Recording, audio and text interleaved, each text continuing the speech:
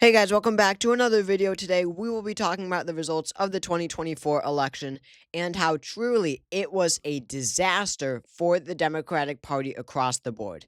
And I'm not exaggerating. You might look at the 7 battlegrounds and say, hey, Trump was within, a point of the polling averages in winning all 7 battleground states. It was absolutely in the realm of possibility, maybe even likely, and that's what he did. And that is true. He didn't go beyond the 7 battleground states. Arizona and Nevada are almost certain to go to Trump, but they haven't been called yet. But no, it goes beyond that. When you look at the margins, that is what we will be doing in this video. Down ballot, too. It's not just the presidential race, it's the Senate races. We had some major upsets here. It was not even that the House races, Democrats actually should have done worse. Should have done worse. But you get the idea. Democrats severely underperformed expectations.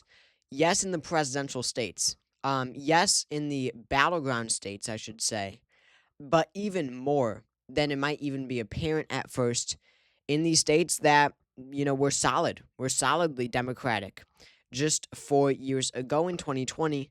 And we're heading into future elections now with New Jersey as a swing state, as a 5 point margin for Harris, as Illinois an 8 point margin for Harris, with Virginia back down to a 5 point margin for the Democrats, with New York almost an 11 point margin for Kamala Harris. This is a new age of American politics we're entering now.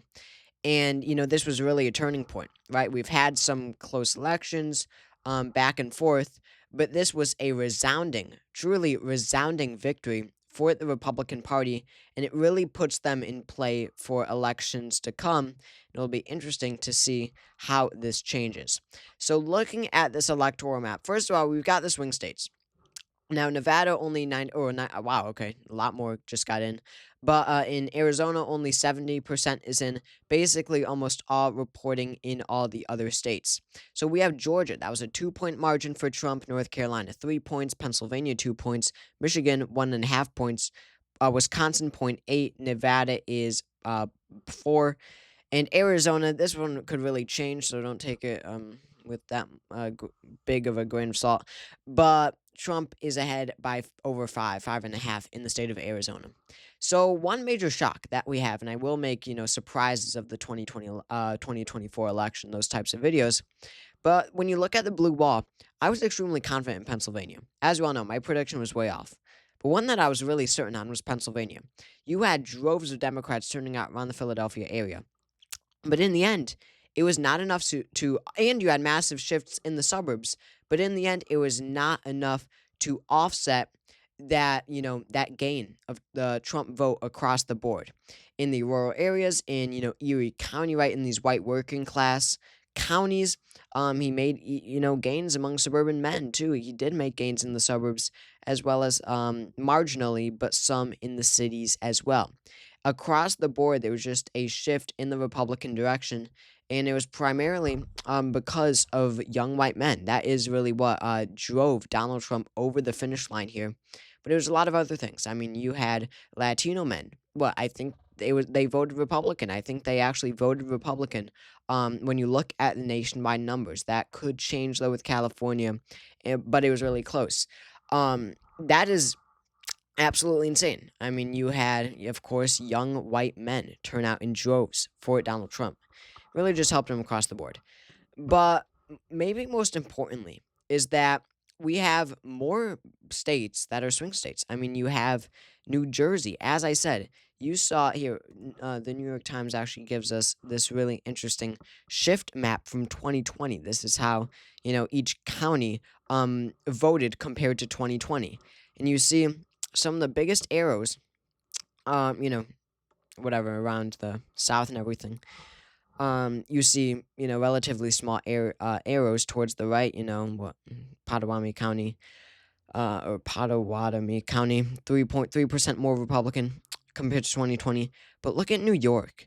You had Staten Island become 16 points more Republican. Essex County become 11 points more Republican.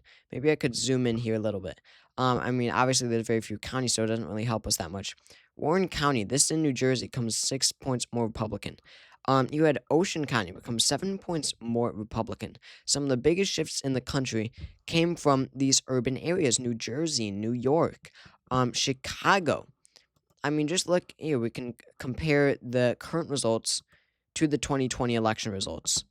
This is where you really see it. All but one state has become more Democratic in 2024. Every state, besides the state of Washington, became more Democratic. Sorry, became more Republican than 2024. That is absolutely insane. Even in 2020, there was a handful of 5 or 6 states that became more Republican than 2016. So that really puts it into perspective. It really does. It really puts into perspective how well Republicans did in this election, even compared to 2016. But just look at these trends. New Jersey became 11 points more Republican. New York, 12 points more. Connecticut, 6. Rhode Island, 7. Maryland, 10. Maryland. Florida, 10. That used to be a swing state.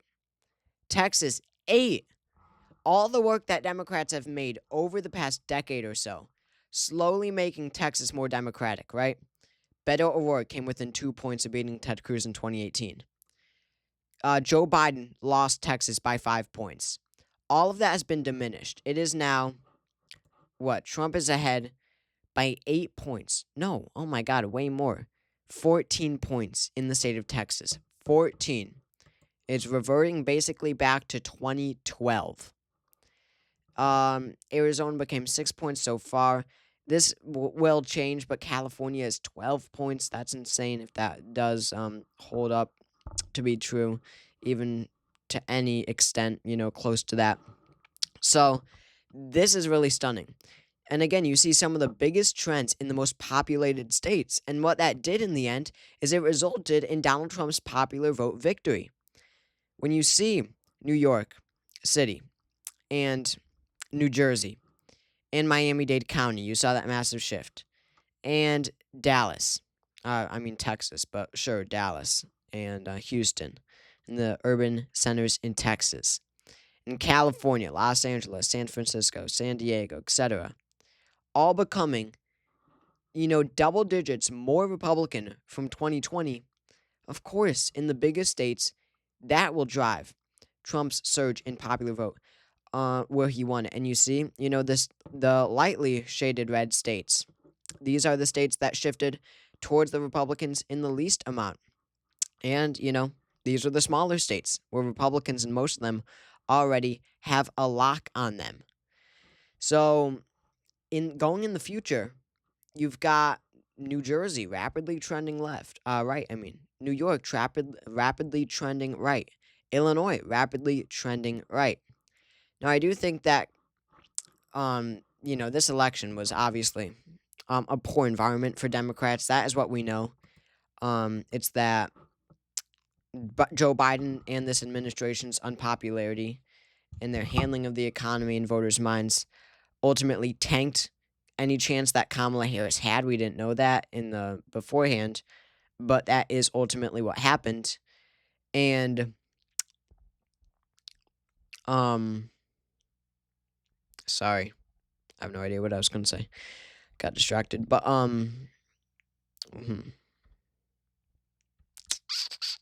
yeah, no idea. Anyway, that's where things stand. Just an absolute disaster for the Democratic Party. Also, New Hampshire. New Hampshire went to Harris by 3. Minnesota went to her by 4. Virginia by 5. So just a massive reduction in support for the Democratic Party. Yeah, I don't know what more to say.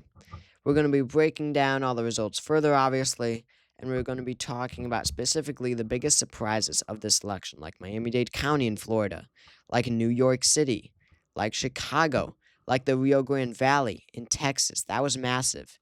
In suburbs. We'll be talking about all of it in the near future. So thank you all for watching, and I will see you all next time.